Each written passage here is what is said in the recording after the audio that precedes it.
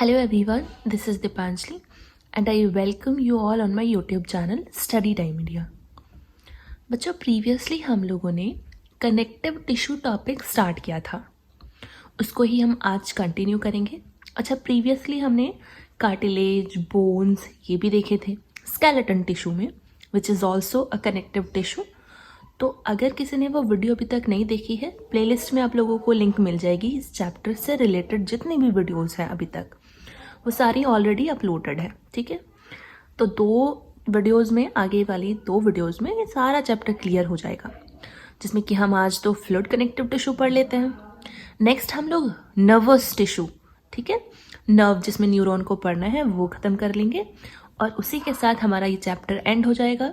Then we are going to start a new chapter, diversity in living organism. ठीक है, तो शुरू करते हैं आज की क्लास. अब फ्लूइड कनेक्टिव टिश्यू है, नाम से पता चल रहा है कि ये कनेक्टिव टिश्यू है, कनेक्ट कर रहा है चीज़ों को. ठीक है, लेकिन किस फॉर्म में है? फ्लूइड के फॉर्म में है, लिक्विड फॉर्म में है. ठीक है, let's see. So it links the different part of the body and maintain a continuity in the body. यानी बॉडी के डिफरेंट पार्ट को लिंक करता है, जोड़ेगा और साथ में कंटिन्यूटी भी बरकरार रखता है.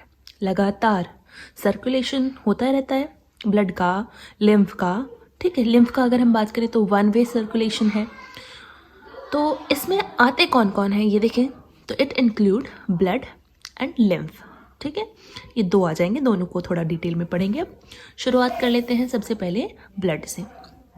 अगर ब्लड की बात करें, सो ब्लड मेनली दो पार्ट के कंटेन करके बना है, यानी कि दो पार्ट्स होते हैं ब्लड में. फ्लूइड है, ठीक है. अब इसमें दो पार्ट हैं कौन कौन से? तो ब्लड का 55% के अराउंड भाग प्लाज्मा का होता है, प्लाज्मा. ठीक है, this plasma, blood plasma we can also say that.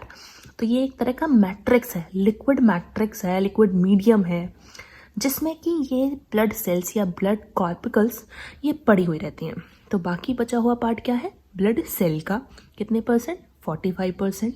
55% plasma का पार्ट होता है. अब अगर हम बात करें ये प्लाज्मा की, तो प्लाज्मा में क्या होता है? तो प्लाज्मा कंटेन इनऑर्गेनिक सॉल्ट, बहुत सारे इनऑर्गेनिक सॉल्ट कंटेन करके रखता है, ऑर्गेनिक कंपाउंड कंटेन करके रखता है. ठीक है, ऑर्गेनिक कंपाउंड में ज़्यादातर जो होते हैं ना वो सॉल्यूबल प्रोटीन ही होती हैं ऑर्गेनिक में. जैसे कि एग्जाम्पल में एल्ब्यूमिन ले सकते हैं. अब एल्ब्यूमिन का क्या फंक्शन है? ये मेंटेन करके रखती है ऑस्मोटिक प्रेशर ऑफ ब्लड को. अच्छा, हमने डिफ्यूज़न पढ़ा होता है, सिमिलरली उसी तरह से ऑस्मोसिस भी होता है, जिसमें कि ज़्यादातर लिक्विड चीज़ें, यानी वाटर को अगर हम कह सकते हैं, तो ब्लड भी तो लिक्विड है, तो वो अपने हायर कॉन्सेंट्रेशन से लोअर कॉन्सेंट्रेशन की तरफ ट्रेवल करता है. तो उस प्रेशर को बरकरार रखती है ये एल्ब्यूमिन प्रोटीन. ठीक है, ऑस्मोटिक प्रेशर को, इसका फंक्शन. नेक्स्ट है ग्लोब्यूलिन. अब ये जो है ये क्या कंटेन करके रखती है? ये एंटीबॉडी को, एंटीबॉडीज़ की तरह एक्ट करती है. ठीक है, ये जो ग्लोब्यूलिन प्रोटीन है ये एंटीबॉडी की तरह एक्ट करेगी, फाइट करेगी, इम्यून सिस्टम को बढ़ाएगी. ठीक है. फाइब्रिनोजन की बात करें तो ये है ब्लड क्लोटिंग के लिए फ़ायदेमंद. फाइब्रिनोजन जो हमारा ब्लड, अगर मान लो चोट लगती है कहीं, तो ब्लड फ्लो होना शुरू हो जाता है ना, वहाँ से बहना शुरू हो जाता है, तो ये फाइब्रिनोजन है जो उससे स्टॉप करेगा, क्लॉट कराएगा, वहाँ पर थक्का सा जम जाएगा, उसके बाद वो ठीक होने लगेगा. तो ये कुछ थे जो प्लाज्मा में मिलते हैं. इसके साथ साथ विटामिन, लिपिड्स, एंजाइम, हार्मोन्स और वेस्ट मटेरियल, ग्लूकोज, बहुत सारी चीज़ें हैं जो प्लाज्मा में पड़ी रहती हैं. ठीक है, और वाटर, भाई वाटर भी है इसका पार्ट. अब इसमें प्लाज्मा में पड़ा हुआ है क्या? Blood cells. ये ब्लड सेल्स होती हैं, कितनी तरह की होती हैं ब्लड सेल्स? तो मेनली 3 तरह की ब्लड सेल्स हम लोग देखते हैं. सबसे पहले है red blood cells, RBCs. Next white blood cells, WBCs. Then platelets. ठीक है, वन बाय वन देखते हैं. अच्छा, ये जो रेड ब्लड सेल्स होती हैं इनको हम लोग एरिथ्रोसाइट भी कहते हैं. इनका अदर नेम एरिथ्रोसाइट भी होता है. क्या कंटेन करके रखती हैं देखें ज़रा. तो रेड ब्लड सेल्स एक तो नंबर में बहुत सारी होती हैं. ठीक है, ये कंटेन करके रखती हैं iron containing red respiratory pigment. हमारे ब्लड का कलर कैसा होता है? रेड होता है। लेकिन किसकी वजह से होता है रेड कलर? एक रेस्पिरेटरी पिगमेंट की वजह से, जिसका नाम है हीमोग्लोबिन। हीम का मतलब होता है आयरन, ठीक है। तो आयरन कंटेनिंग रेड पिगमेंट है ना ये, इसलिए इसका क्या फंक्शन होता है? ऑक्सीजन को ट्रैप करना और उसे हर एक सेल तक पहुंचाना। उधर से बदले में कार्बन डाइऑक्साइड को लेकर आएगा और उसको लंग तक पहुंचाएगा, ताकि हम उसको एक्सहेल कर सकें कार्बन डाइऑक्साइड को। तो स्पेशली ये जो गैसेस हैं उनके इंपोर्ट एक्सपोर्ट बॉडी में उस पर पार्टिसिपेट करता है। तो फर्स्ट तो ये हो गया सबसे इम्पॉर्टेंट, रेड कलर किसकी वजह से? हीमोग्लोबिन की वजह से। अगर हम शेप की बात करें तो ओवल शेप में होती हैं, न्यूक्लिएटेड होती हैं, ठीक है। जितने भी वर्टिब्रेट्स होते हैं ना उनमें, और बाई कॉन्वेक्स उनकी स्ट्रक्चर होती है। वाइट, अच्छा वो जो कुछ, जैसे अगर हम ऊँट की बात करें तो उनमें जस्ट ऑपोजिट हो जाएगा, ठीक है। उनमें बाई कॉन्केव हो जाती है उनकी शेप, और थोड़ी सी सर्कुलर होती है। मैमल्स में डिस्क लाइक स्ट्रक्चर हो जाती है। और पता है मैमल्स में जो एरिथ्रोसाइट्स होती हैं उनका सरफेस एरिया थोड़ा सा ज़्यादा बढ़ा हुआ रहता है। रेड ब्लड सेल्स थोड़ी सी बड़ी बड़ी सी होती हैं, क्योंकि ज़्यादा से ज़्यादा ऑक्सीजन उनको चाहिए होती है, ठीक है, अदर एनिमल के कंपैरिजन में। Vital role in transport of oxygen, yes, because of haemoglobin. जब हीमोग्लोबिन ही है तो ट्रांसपोर्ट तो होगा ही ऑक्सीजन का। नेक्स्ट बात कर लेते हैं वाइट ब्लड सेल्स यानी WBC, जिसको हम कॉमनली ल्यूकोसाइट कहते हैं। जैसे हमने RBC को एरिथ्रोसाइट कहा था, similar in this way. WBCs दो तरह की होती हैं टाइप, अगर बात करें तो फेगोसाइट्स एंड इम्यूनोसाइट। फेगोसाइट का जो मेनली फंक्शन होता है वो होता है डिफेंस में, डिफेंस मैकेनिज्म में। यानी मान लो कोई फॉरेन सब्सटेंस या कोई बैक्टीरिया हमारी बॉडी में एंटर कर गया, उस बैक्टीरिया को इनगल्फ करके किल करने का काम फेगोसाइट्स का होता है। इम्यूनोसाइट क्या होता है? इम्यूनोसाइट जो है वो इम्यून रिस्पॉन्स को बहुत बेहतर बनाता है। कैसे? एंटीबॉडीज़ को प्रोड्यूस करके हमारी बॉडी में। फेगोसाइट को फर्दर डिवाइड किया है दो पार्ट में, ग्रैन्युलोसाइट और अग्रैन्युलोसाइट। अगर ग्रैन्युलोसाइट की बात करें तो ये सेल तो होती हैं, लेकिन इनका जो न्यूक्लियस है उसका कोई शेप नहीं होता, इर्रेगुलर शेप सा होता है उसमें, और साइटोप्लाज्मिक ग्रैन्यूल्स प्रेजेंट रहते हैं इसमें। अगर हम नेक्स्ट बात करें अग्रैन्युलोसाइट की, तो इसमें कोई भी साइटोप्लाज्मिक ग्रैन्यूल्स प्रेजेंट नहीं रहते। ग्रैन्यूल्स का मतलब होता है दाना, दानेदार स्ट्रक्चर। तो साइटोप्लाज्म भाई सेल है, सेल के अंदर साइटोप्लाज्म भी तो होगा, उसमें दानेदार स्ट्रक्चर है तो ग्रैन्युलोसाइट, नहीं है तो अग्रैन्युलोसाइट। इनको फर्दर इनके टाइप्स हैं।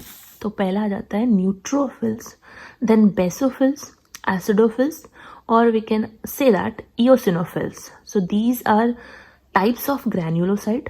सो ये हम लोगों को डिटेल में एक्सप्लेनेशन देनी है हाई क्लासेस में, लाइक 11th एंड 12th में। ऑन योर लेवल जस्ट नाम काफ़ी है, ठीक है। बात कर लेते हैं इसके टाइप की, अग्रैन्युलोसाइट की। तो मोनोसाइट्स हैं, लिम्फोसाइट्स हैं। मोनोसाइट में पता है लार्ज न्यूक्लियस होता है, और बाद में ये ट्रांसफॉर्म होके ना मोनोसाइट मैक्रोफेज नॉट माइक्रो, तो मैक्रोफेज में बदल जाते हैं।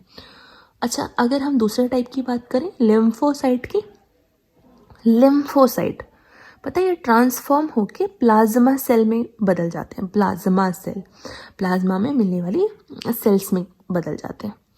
तो ये तो था इन दोनों के बारे में। फेगोसाइट का टाइप है ग्रैनुलोसाइट, अग्रैन्युलोसाइट। नेक्स्ट बात कर लेते हैं प्लेटलेट्स की, जिनको हम थ्रोम्बोसाइट्स भी बोलते हैं। देखो, एरिथ्रोसाइट और leucocytes and thrombocyte, other name of these. Minute होती हैं, अन्यूक्लिएटेड होती हैं, न्यूक्लियस नहीं प्रेजेंट रहता है, वेरी इंपॉर्टेंट पॉइंट है।